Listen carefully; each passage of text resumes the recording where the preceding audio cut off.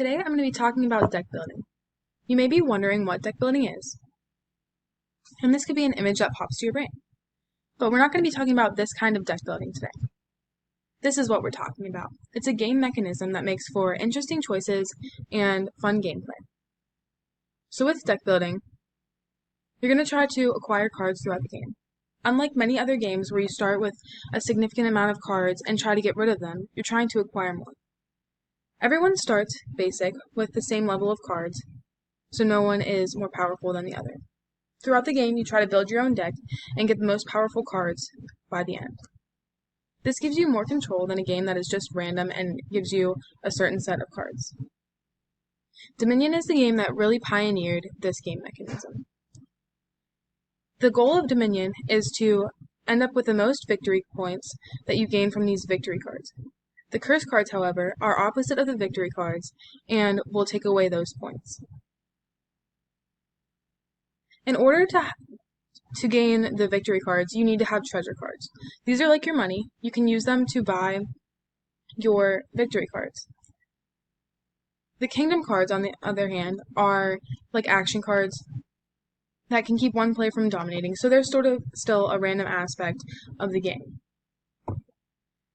But the way that this incorporates deck building is that you need the victory cards in order to win. But in order to gain the victory cards, you need the treasure cards for support. So you need to be able to maintain that balance throughout the game of your treasure cards and victory cards so that you're sure to win. The next game I'm going to talk about is Gloomhaven, which still uses deck building as a game mechanism like Dominion. However, it is used in a more adventure-like game. So this game is players versus monsters. You can play this as one person or you can play it as a team. So you playing will have your individual objective as well as a common goal. These individual objectives may not align with the common goal, which makes for interesting choices because you may be trying to reach a goal for yourself that doesn't also agree with the common goal. So these choices look like this on the cards. You can choose the top or the bottom on one card, but you don't know the outcome.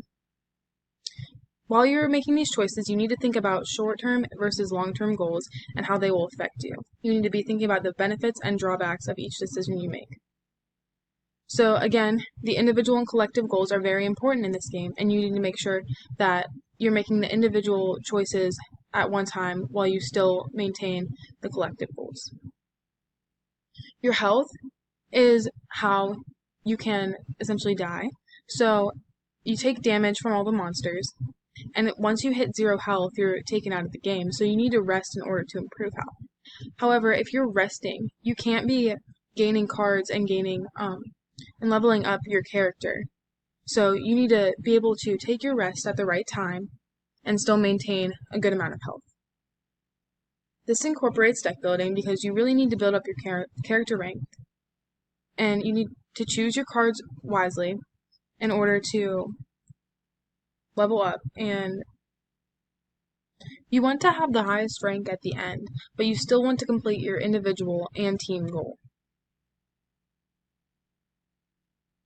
Pathfinder, another game closer to Gloomhaven, is another adventure game. The goal of the game is to defeat the villains, and you need to be able to choose good locations for your characters. For example, you don't want to place a spellcaster somewhere that does not have spells. So that's another way that the game mechanism is in place. Every completed scenario results in gained power.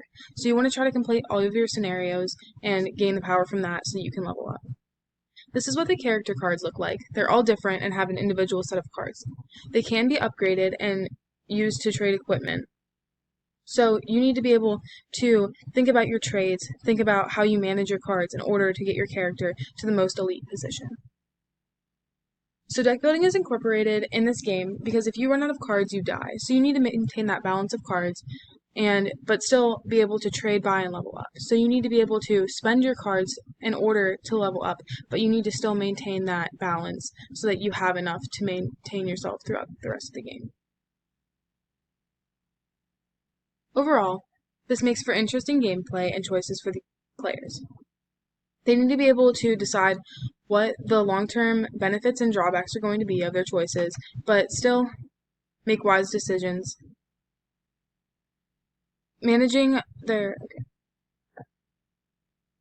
managing the cards will help you be successful by the end of the game.